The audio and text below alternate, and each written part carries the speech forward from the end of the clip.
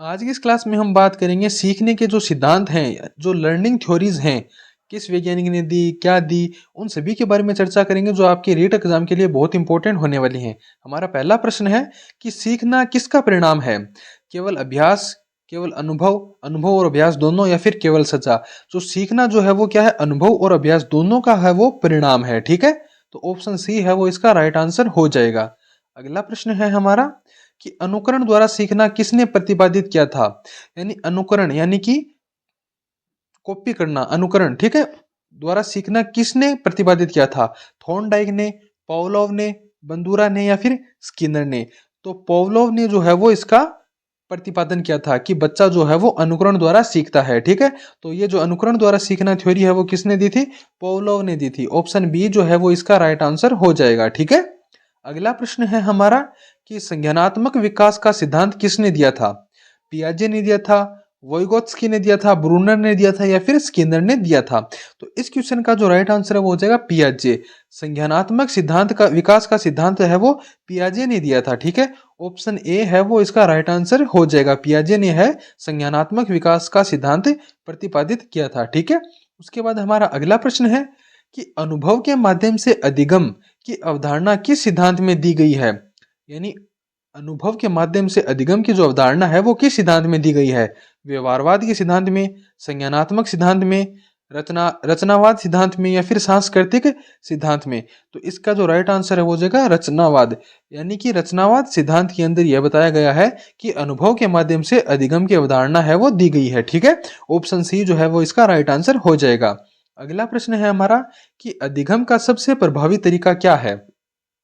रटकर याद करना, प्रयोग और त्रुटि विधि, खोज परक अधिगम, या फिर अनुकरण? तो क्या हो जाएगा? खोज परक जो अधिनियम है, ठीक है, वो अधिगम का सबसे प्रभावी तरीका है। सबसे प्रभावी तरीका कौन सा है? खोज परक अधिगम। ठीक है, ऑप्शन सी जो है वो इसका राइट आंसर हो जाएगा। ठीक है, अगला प्रश्न है हमारा कि प्रभाव का नियम किसने दिया था? स्किनर ने, थॉर्नडाइक ने, पियाजे ने, या फिर ब्रूनर ने?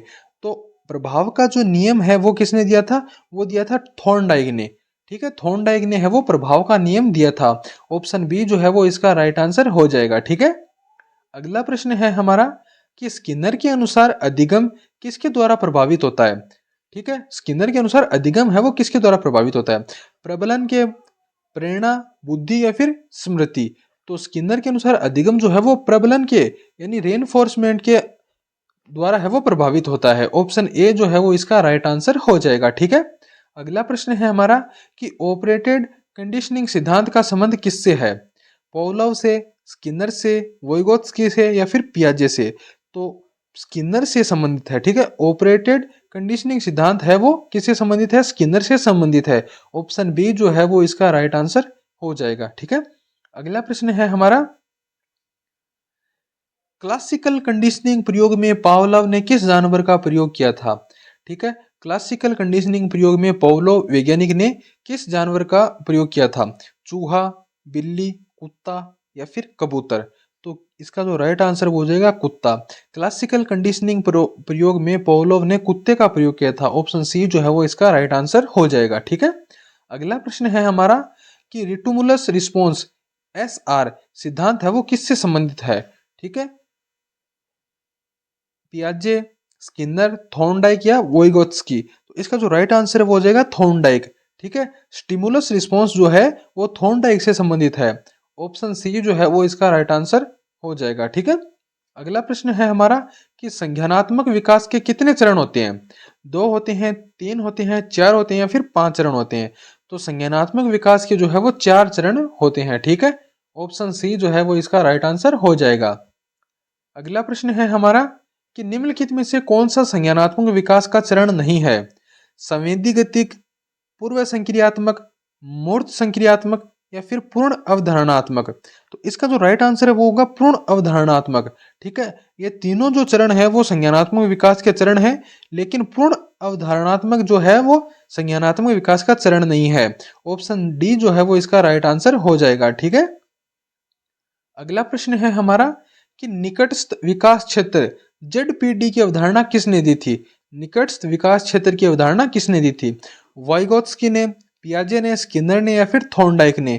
तो वोइगत्स्की ने जो है वो निकटस्थ विकास क्षेत्र ZPD की अवधारणा को दिया था। ठीक है, ऑप्शन ए जो है वो इसका राइट आंसर हो जाएगा। ठीक है, अगला प्रश्न है हमारा कि स्कैफोल्डिंग किस सिद्धांत से संबंधित है? संज्ञानात्मक सिद्धांत से, व्यवहारवाद सिद्धांत से, सामाजिक सांस्कृतिक सिद्धांत से, या फिर गेस्टोल्ट सिद्धांत से? ठीक है, तो इसका जो राइट आंसर है वो हो जाएगा सामाजिक और सांस्कृतिक सिद्धांत से है वो स्कैफोल्डिंग है वो संबंधित है। ठीक है, ऑप्शन सी जो है वो इसका राइट आंसर हो जाएगा। अगला प्रश्न है हमारा, अधिगम में स्मृति और ध्यान की भूमिका पर जोर किसने दिया था? स्किनर ने, ब्रूनर ने, पियाजे ने, या फिर वाइगोत्स्की ने? तो इसका जो राइट आंसर है वो हो जाएगा ब्रूनर ने।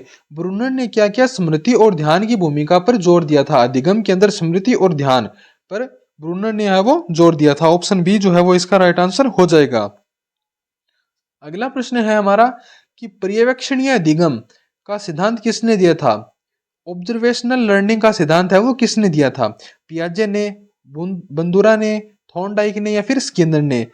तो ये सिद्धांत जो है वो बंदुरा ने दिया था। ठीक है, ऑब्जर्वेशनल लर्निंग का सिद्धांत जो है वो बंदुरा के द्वारा दिया गया था। ऑप्शन बी जो है वो इसका राइट आंसर हो जाएगा।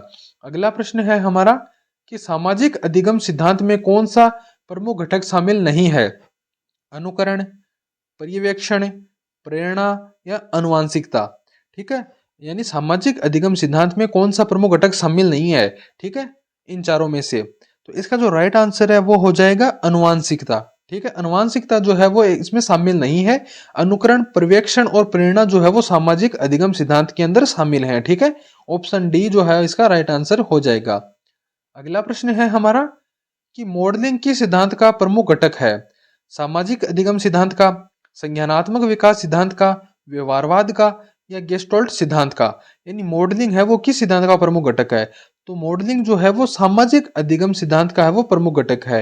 ऑप्शन ए है वो इसका राइट आंसर हो जाएगा। मॉडलिंग सामाजिक अधिगम सिद्धांत का प्रमुख घटक है। अगला प्रश्न है हमारा, अंतरक्रियात्मक अधिगम इंटरेक्टिव लर्निंग किससे संबंधित है?